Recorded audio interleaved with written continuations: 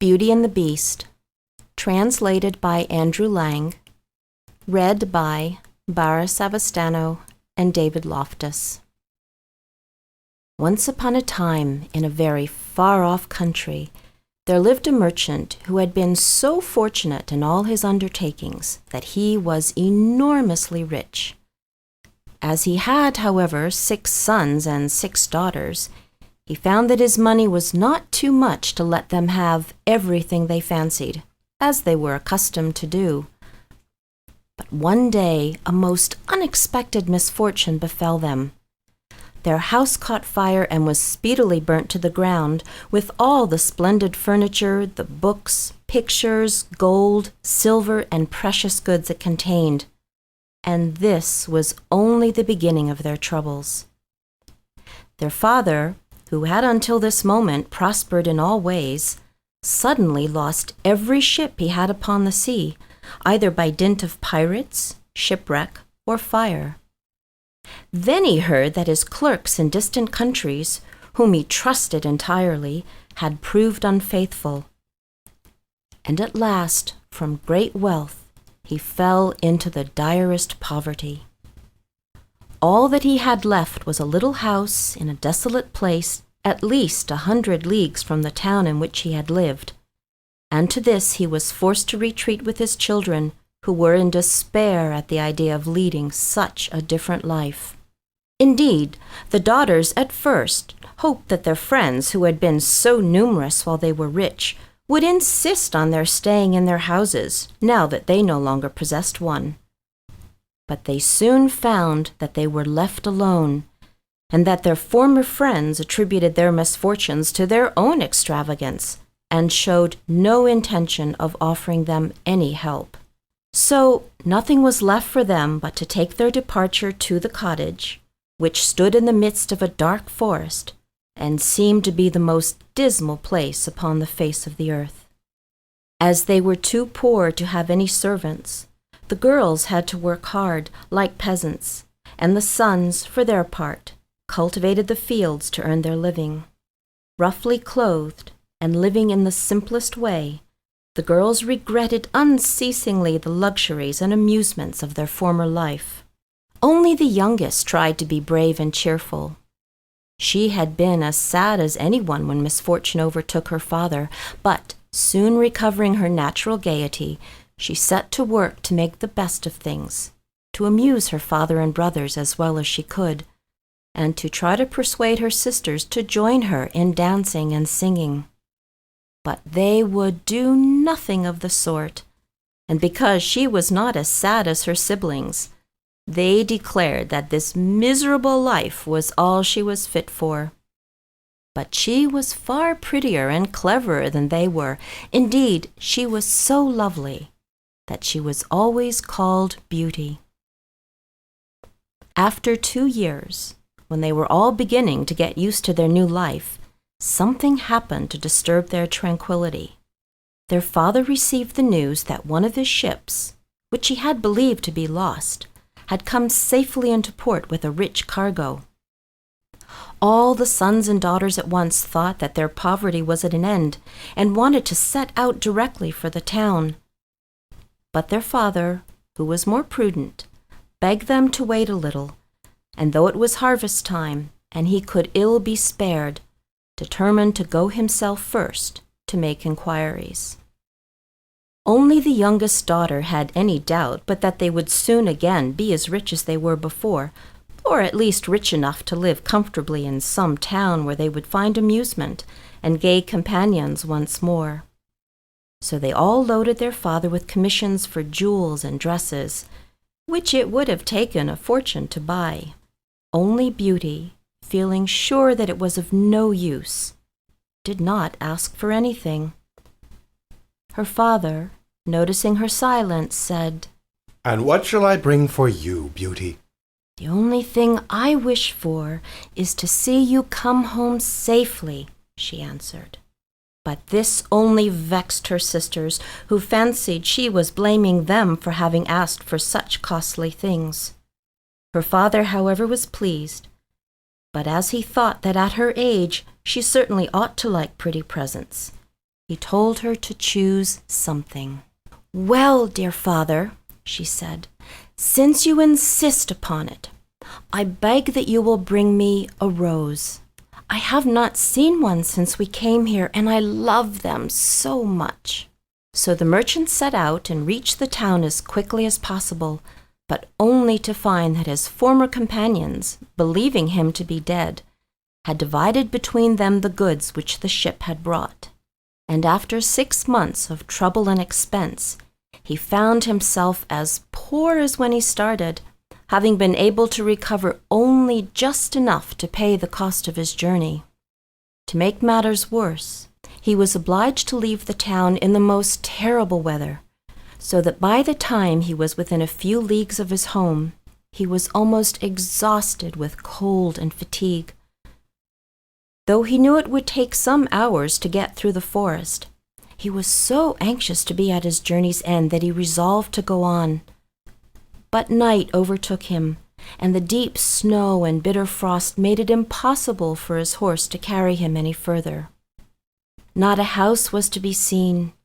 The only shelter he could get was the hollow trunk of a great tree, and there he crouched all the night, which seemed to him the longest he had ever known.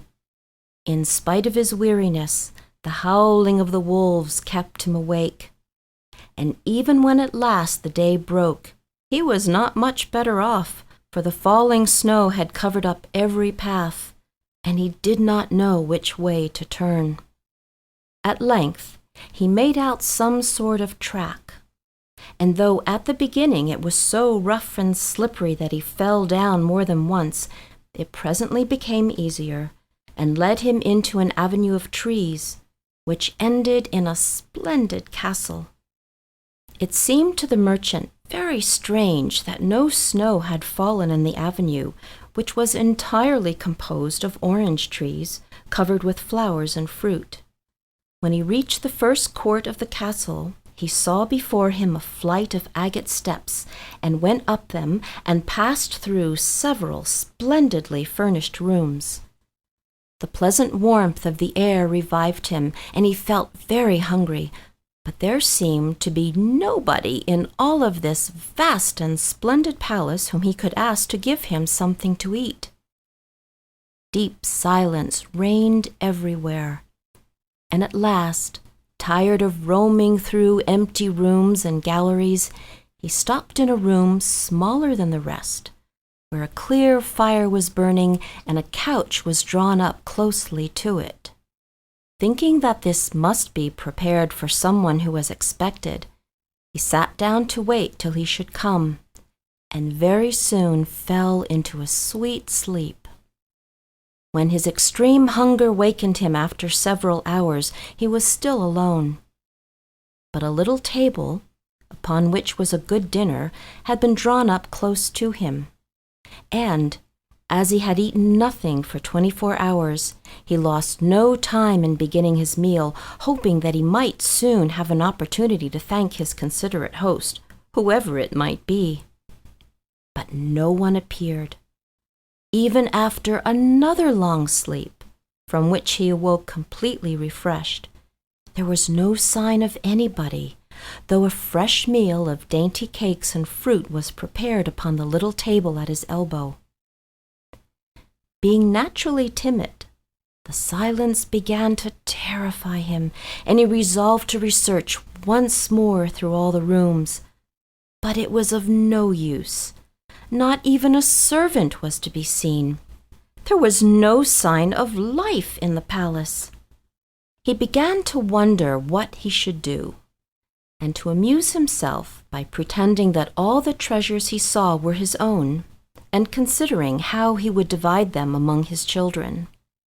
Then he went down into the garden, and though it was winter everywhere else, here the sun shone, and the birds sang, and the flowers bloomed, and the air was soft and sweet. The merchant, ecstatic with all he saw and heard, said to himself, "All this must be meant for me. I will go this minute and bring my children to share all these delights." In spite of being so cold and weary when he reached the castle, He had taken his horse to the stable and fed it. Now he thought he would saddle it for his homeward journey, and he turned down the path which led to the stable. This path had a hedge of roses on each side of it, and the merchant thought he had never seen or smelt such exquisite flowers. They reminded him of his promise to Beauty, and he stopped and had just gathered one to take to her when he was startled by a strange noise behind him. Turning round, he saw a frightful beast, which seemed to be very angry and said in a terrible voice, "Who told you that you might gather my roses? Was it not enough that I allowed you to be in my palace and was kind to you? This is the way you show your gratitude, by stealing my flowers, but your insolence shall not go unpunished." The merchant, terrified by these furious words, dropped the fatal rose and, throwing himself on his knees, cried, Pardon me, noble sir. I am truly grateful to you for your hospitality, which was so magnificent that I could not imagine that you would be offended by my taking such a little thing as a rose. But the beast's anger was not lessened by this speech. "You are very ready with excuses and flattery, but that will not save you from the death you deserve." Alas, thought the merchant, if my daughter could only know what danger her rose has brought me into. And in despair, he began to tell the beast all his misfortunes and the reason of his journey, not forgetting to mention Beauty's request. A king's ransom would hardly have procured all that my other daughters asked, he said. But I thought that I might at least take Beauty her rose. I beg you to forgive me, for you see I meant no harm. The beast considered for a moment, and then he said, in a less furious tone, "I will forgive you on one condition. That is, that you will give me one of your daughters." Ah, cried the merchant, if I were cruel enough to buy my own life at the expense of one of my children's, what excuse could I invent to bring her here? "No excuse would be necessary," answered the beast. "If she comes at all, she must come willingly. On no other condition will I have her. See if any one of them is courageous enough and loves you well enough to come and save your life. You seem to be an honest man, so I will trust you to go home. I give you a month to see if any of your daughters will come back with you and stay here, to let you go free. If none of them is willing, you must come alone, after bidding them goodbye forever, for then you will belong to me. And do not imagine that you can hide from me, for if you fail to keep your word, I will come and fetch you." The merchant accepted this proposal, though he did not really think any of his daughters could be persuaded to come. He promised to return at the time appointed, and then, anxious to escape from the presence of the beast, he asked permission to set off at once. But the beast answered that he could not go until next day. "Then you will find a horse ready for you. Now go and eat your supper, and await my orders." The poor merchant, more dead than alive, went back to his room, where the most delicious supper was already served on the little table which was drawn up before a blazing fire. But he was too terrified to eat, and only tasted a few of the dishes, for fear the beast should be angry if he did not obey his orders. When he had finished, he heard a great noise in the next room, which he knew meant that the beast was coming. And as he could do nothing to escape his visit, the only thing that remained was to seem as little afraid as possible. So when the beast appeared and asked roughly if he had supped well, the merchant answered humbly that he had, thanks to his host's kindness. Then the beast warned him to remember their agreement and to prepare his daughter exactly for what she had to expect. "Do not get up tomorrow until you see the sun and hear a golden bell ring. Then you will find your breakfast waiting for you here, and the horse you are to ride will be ready in the courtyard. He will also bring you back again when you come with your daughter a month hence. Farewell. Take a rose to Beauty, and remember your promise." The merchant was only too glad when the beast went away, and though he could not sleep for sadness, he lay down until the sun rose. Then, after a hasty breakfast, he went to gather Beauty's rose, and mounted his horse, which carried him off so swiftly that in an instant he had lost sight of the palace. He was still wrapped in gloomy thoughts when it stopped before the door of the cottage. His sons and daughters, who had been very uneasy at his long absence, rushed to meet him, eager to know the result of his journey. Seeing him mounted upon a splendid horse and wrapped in a rich mantle, they supposed the journey to be favorable. He hid the truth from them at first, only saying sadly to Beauty as he gave her the rose, "Here is what you asked me to bring you. You little know what it has cost." But this excited their curiosity so greatly that presently he told them his adventures from beginning to end, and then they were all very unhappy. The girls lamented loudly over their lost hopes, and the sons declared that their father should not return to this terrible castle, and began to make plans for killing the beast, if it should come to fetch him. But he reminded them that he had promised to go back. Then the girls were very angry with Beauty, and said it was all her fault, and that if she had asked for something sensible, this would never have happened, and complained bitterly that they should have to suffer for her folly. Poor Beauty, much distressed, said to them, "I have indeed caused this misfortune, but I assure you, I did it innocently. Who could have guessed that to ask for a rose in the middle of summer would cause so much misery? But as I did the mischief, it is only just that I should suffer for it. I will therefore go back with my father to keep his promise." At first, nobody would hear of this arrangement, and her father and brothers, who loved her dearly, declared that nothing should make them let her go. But Beauty was firm. As the time drew near, she divided all her little possessions between her sisters, and said goodbye to everything she loved.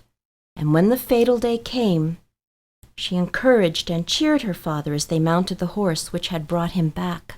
It seemed to fly rather than gallop, but so smoothly that Beauty was not frightened. Indeed, she would have enjoyed the journey if she had not feared what might happen to her at the end of it.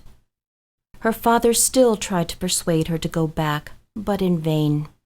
While they were talking, the night fell, and then, to their great surprise, wonderful colored lights began to shine in all directions, and splendid fireworks blazed out before them. All the forest was illuminated by them, and even felt pleasantly warm, though it had been bitterly cold before. This lasted until they reached the avenue of orange trees, where there were statues holding flaming torches. And when they got nearer to the palace, they saw that it was illuminated from the roof to the ground, and music sounded softly from the courtyard. "The beast must be very hungry," said Beauty, trying to laugh, "if he makes all this rejoicing over the arrival of his prey."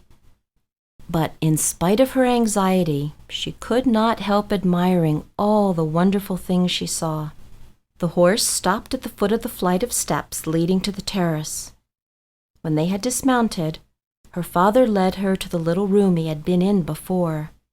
There they found a splendid fire burning, and the table daintily spread with a delicious supper. The merchant knew that this was meant for them, and Beauty, who was rather less frightened now that she had passed through so many rooms and seen nothing of the beast, was quite willing to begin, for her long ride had made her very hungry. But they had hardly finished their meal when the noise of the beast's footsteps was heard approaching, and Beauty clung to her father in terror, which became all the greater when she saw how frightened he was. But when the beast appeared, though she trembled at the sight of him, she made a great effort to hide her terror, and saluted him respectfully. This evidently pleased the beast. After looking at her, he said, in a tone that might have struck terror into the boldest heart, though he did not seem to be angry. Good evening, old man. Good evening, Beauty. The merchant was too terrified to reply, but Beauty answered sweetly, Good evening, Beast. Have you come willingly? asked the beast. Will you be content to stay here when your father goes away? Beauty answered bravely that she was quite prepared to stay. I am pleased with you. As you have come of your own accord, you may stay. As for you, old man, at sunrise tomorrow you will take your departure. When the bell rings, get up quickly and eat your breakfast. You will find the same horse waiting to take you home, but remember that you must never expect to see my palace again. Take your father into the next room and help him choose everything you think your brothers and sisters would like to have. You will find 2 traveling trunks. Fill them as full as you can. It is only just that you should send them something very precious as a remembrance of yourself. Goodbye, Beauty. Goodbye, old man. And though Beauty was beginning to think with great dismay of her father's departure, she was afraid to disobey the beast's orders. And they went into the next room, which had shelves and cupboards all round it. They were greatly surprised at the riches it contained. There were splendid dresses, fit for a queen, with all the ornaments that were to be worn with them. And when Beauty opened the cupboards, she was quite dazzled by the gorgeous jewels that lay in heaps upon every shelf. After choosing a vast quantity, which she divided between her sisters, for she had made a heap of the wonderful dresses for each of them, she opened the last chest, which was full of gold. I think, Father, she said, that as the gold will be more useful to you, we had better take out the other things again and fill the trunks with it. So they did this. But the more they put in, the more room there seemed to be, and at last they put back all the jewels and dresses they had taken out, and Beauty even added as many more of the jewels as she could carry at once. And then the trunks were not too full, but they were so heavy that an elephant could not have carried them. The beast was mocking us, cried the merchant. He must have pretended to give us all these things, knowing that I could not carry them away. Let us wait and see, answered Beauty. I cannot believe that he meant to deceive us. All we can do is fasten them up and leave them ready. So they did this, and returned to the little room, where, to their astonishment, they found breakfast ready. The merchant ate his with a good appetite, as the beast's generosity had made him believe that he might perhaps venture to come back soon and see Beauty. But she felt sure that her father was leaving her forever, so she was very sad when the bell rang sharply for the second time and warned them that the time had come for them to part. They went down into the courtyard where 2 horses were waiting, one loaded with the 2 trunks, the other for him to ride. They were pawing the ground in their impatience to start, and the merchant was forced to bid Beauty a hasty farewell. As soon as he was mounted, he went off at such a pace that she lost sight of him in an instant. Then Beauty began to cry and wandered sadly back to her own room. But she soon found that she was very sleepy. As she had nothing better to do, she lay down and instantly fell asleep. Then she dreamed that she was walking by a brook bordered with trees, lamenting her sad fate, when a young prince, handsomer than anyone she had ever seen, and with a voice that went straight to her heart, came and said to her, Ah, Beauty, you are not as unfortunate as you suppose. Here you will be rewarded for all you have suffered elsewhere. Your every wish shall be gratified. Only try to find me out, no matter how I may be disguised, as I love you dearly, and in making me happy you will find your own happiness. Be as true-hearted as you are beautiful, and we shall have nothing left to wish for. "What can I do, Prince, to make you happy?" said Beauty. Only be grateful, and do not trust too much to your eyes. And above all, do not desert me until you have saved me from my cruel misery. After this, she thought she found herself in a room with a stately and beautiful lady who said to her, "Dear Beauty, try not to regret all you have left behind you, for you are destined to a better fate. Only do not let yourself be deceived by appearances." Beauty found her dreams so interesting that she was in no hurry to awake. But presently the clock roused her by calling her name softly 12 times, and then she got up and found her dressing table set out with everything she could possibly want. And when she was finished dressing, she found dinner waiting in the room next to hers. But dinner does not take very long when you are all by yourself. And very soon she sat down cozily in the corner of a sofa and began to think about the charming prince she had seen in her dream.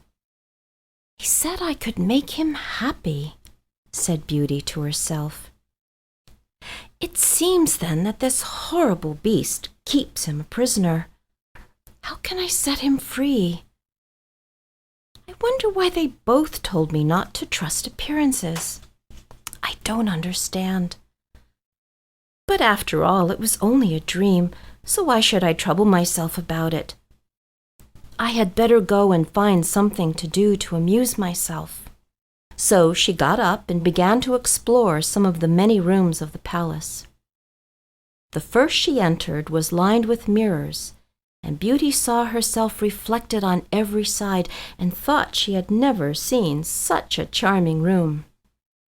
Then a bracelet which was hanging from a chandelier caught her eye, and on taking it down she was greatly surprised to find that it held a portrait of her unknown admirer, just as she had seen him in her dream. With great delight she slipped the bracelet on her arm and went on into a gallery of pictures, where she soon found a portrait of the same handsome prince, as large as life, and so well painted, that as she studied it, he seemed to smile kindly at her. Tearing herself away from the portrait at last, she passed through into a room which contained every musical instrument under the sun. Here she amused herself for a long while in trying some of them, and singing until she was tired. The next room was a library, and she saw everything she had ever wanted to read, as well as everything she had read. And it seemed to her that a whole lifetime would not be enough to even read the names of the books, there were so many. By this time it was growing dusk, and wax candles and diamond and ruby candlesticks were beginning to light themselves in every room.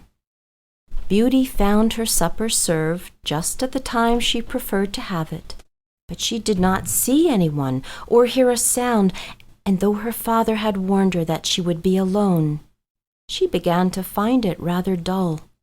But presently she heard the beast coming, and wondered tremblingly if he meant to eat her up now. However, as he did not seem at all ferocious and only said gruffly, "Good evening, Beauty," she answered cheerfully and managed to conceal her terror. Then the beast asked her how she had been amusing herself, and she told him all the rooms she had seen. Then he asked if she thought she could be happy in his palace. And Beauty answered that everything was so beautiful that she would be very hard to please if she could not be happy.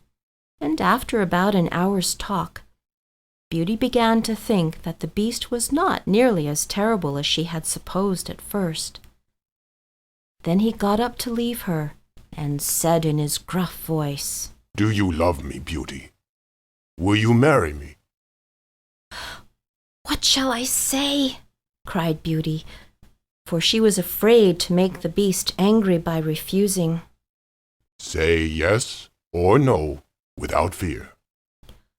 "Oh, no, beast," said Beauty hastily. "Since you will not, then good night, Beauty. and she answered, "Good night, Beast," very glad to find that her refusal had not provoked him. And after he was gone, she was very soon in bed and asleep, and dreaming of her unknown prince. She thought he came and said to her, "Ah, Beauty, why are you so unkind to me? I fear I am fated to be unhappy for many a long day still." And then her dreams changed. But the charming prince figured in them all. And when morning came, her first thought was to look at the portrait and see if it was really like him, and she found that it certainly was. This morning, she decided to amuse herself in the garden, for the sun shone and all the fountains were playing. But she was astonished to find that every place was familiar to her. And presently she came to the brook where the myrtle trees were growing, where she had first met the prince in her dream, and that made her think more than ever that he must be kept a prisoner by the beast. When she was tired, she went back to the palace and found a new room full of materials for every kind of work, ribbons to make into bows and silks to work into flowers. Then there was an aviary full of rare birds, which were so tame that they flew to Beauty as soon as they saw her, and perched upon her shoulders and her head. "Pretty little creatures," she said, "how I wish that your cage was nearer to my room, that I might often hear you sing."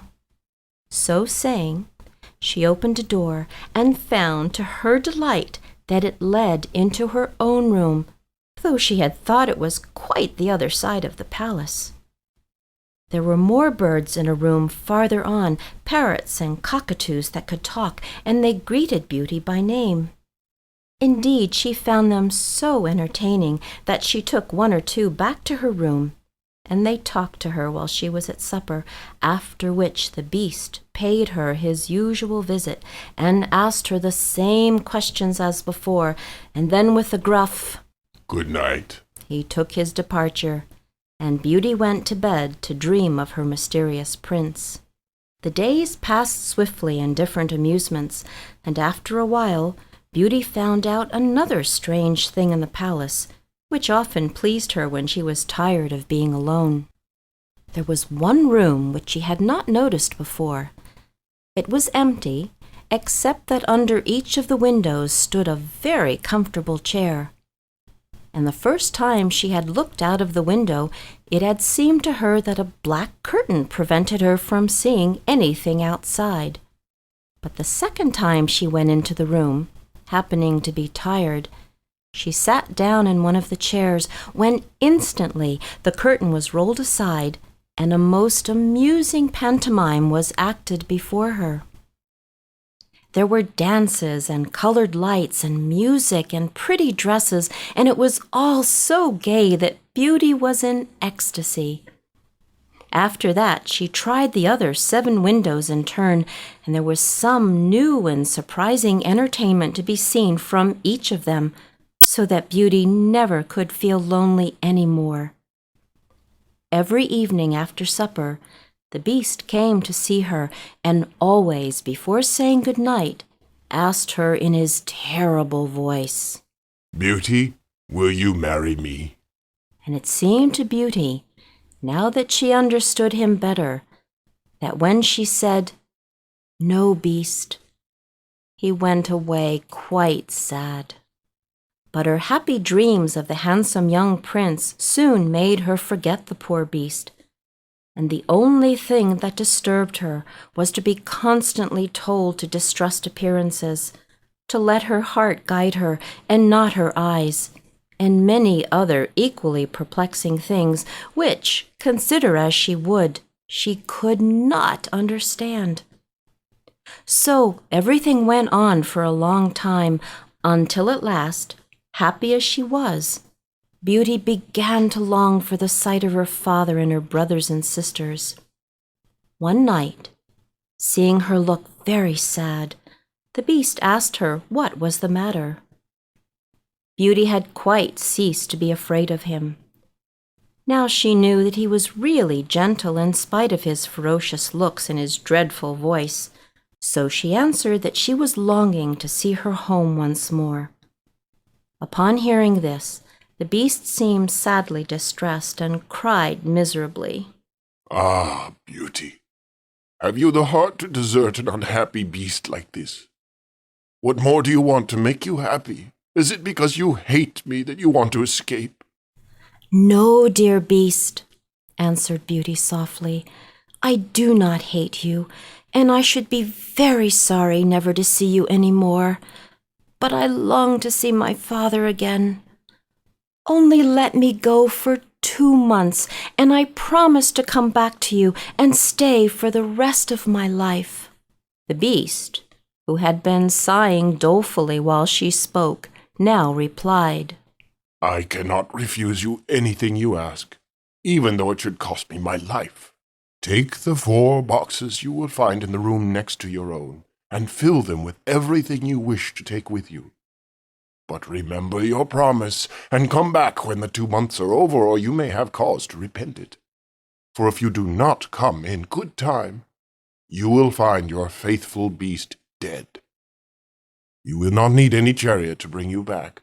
Only say goodbye to all your brothers and sisters the night before you come away, and when you have gone to bed, turn this ring round upon your finger and say firmly, I wish to go back to my palace and see my beast again. Good night, Beauty. Fear nothing. Sleep peacefully, and before long you shall see your father once more.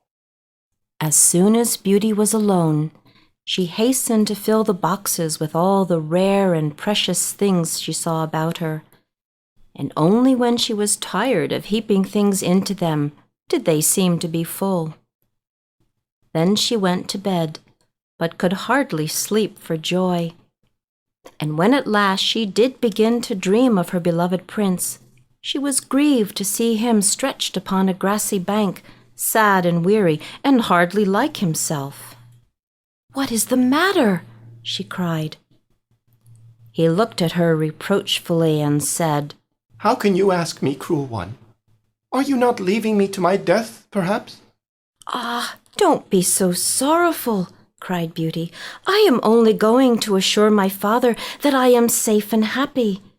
I have promised the beast faithfully that I will come back, and he would die of grief if I did not keep my word.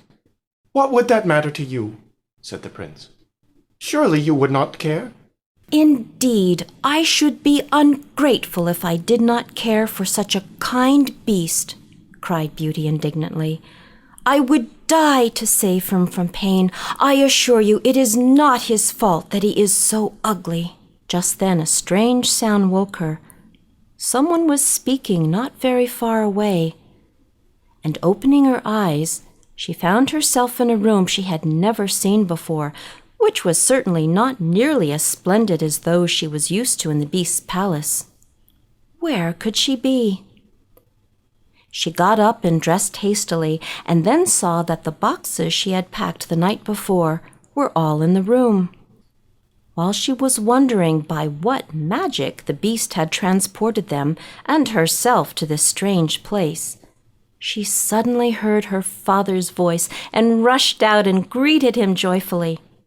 Her brothers and sisters were all astonished at her appearance, as they had never expected to see her again, and there was no end to the questions they asked her.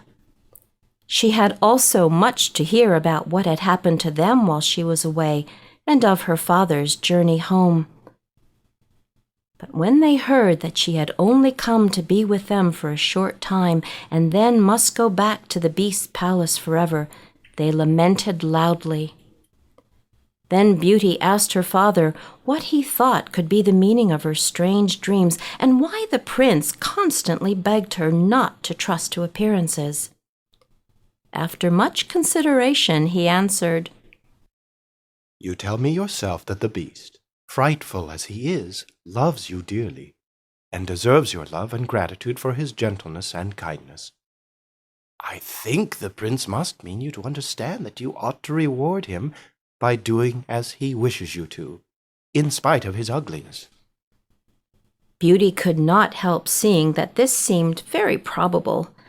Still, when she thought of her dear prince who was so handsome, she did not feel at all inclined to marry the beast. At any rate, for 2 months she need not decide, but could enjoy herself with her sisters. But though they were rich now and lived in town again and had plenty of acquaintances, Beauty found that nothing amused her very much, and she often thought of the palace where she was happy. And while she was at home, she never once dreamed of her dear prince, and she felt quite sad without him. Then her sisters seemed to have got quite used to being without her, and even found her rather in the way. So she would not have been sorry when the 2 months were over, but for her father and brothers, who begged her to stay. And they seemed so grieved at the thought of her departure that she had not the courage to say goodbye to them. Every day when she got up, she meant to say it at night, and when night came she put it off again, until at last she had a dismal dream which helped her to make up her mind.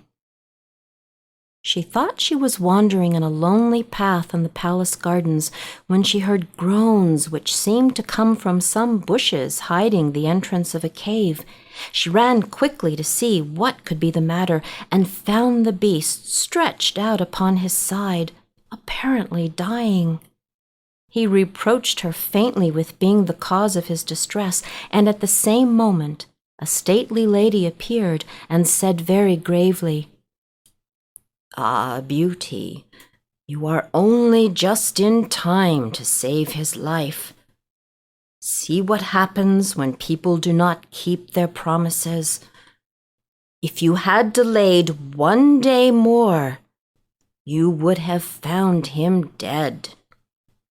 Beauty was so terrified by this dream that the next morning she announced her intention of going back at once. And so that very night she said goodbye to her father and all her brothers and sisters, and as soon as she was in bed, she turned her ring round upon her finger and said firmly, "I wish to go back to my palace and see my beast again," as she had been told to do. Then she fell asleep instantly, and only woke up to hear the clock saying, "Beauty, Beauty," 12 times in its musical voice, which told her at once that she was really in the palace once more. Everything was just as before, and her birds were so glad to see her. But Beauty thought she had never known such a long day, for she was so anxious to see the beast again that she felt as if supper time would never come. But when it did come, and no beast appeared, she was really frightened. So after listening and waiting for a long time, she ran down into the garden to search for him. Up and down the paths and avenues ran poor Beauty, calling him in vain. But no one answered, and not a trace of him could she find, until at last, quite tired, she stopped for a minute's rest, and saw that she was standing opposite the shady path she had seen in her dream. She rushed down it, and sure enough, there was the cave, and in it lay the beast, asleep, as Beauty thought. Quite glad to have found him, she ran up and stroked his head, but to her horror, he did not move or open his eyes. "Oh, he is dead, and it is all my fault," said Beauty, crying bitterly. But then, looking at him again, she fancied he still breathed, and, hastily fetching some water from the nearest fountain, she sprinkled it over his face. To her great delight, he began to revive. "Oh, beast, how you frightened me," she cried. "I never knew how much I loved you until just now, when I feared I was too late to save your life." Can you really love such an ugly creature as I am? Oh, Beauty, you came just in time. I was dying because I thought you had forgotten your promise. But go back now and rest. I shall see you again by and by. Beauty, who had half expected that he would be angry with her, was reassured by his gentle voice, and went back to the palace, where supper was awaiting her. Afterward, the beast came in as usual and talked about the time she had spent with her father, asking if she had enjoyed herself, and if they all had been very glad to see her. Beauty answered politely, and quite enjoyed telling him all that had happened to her.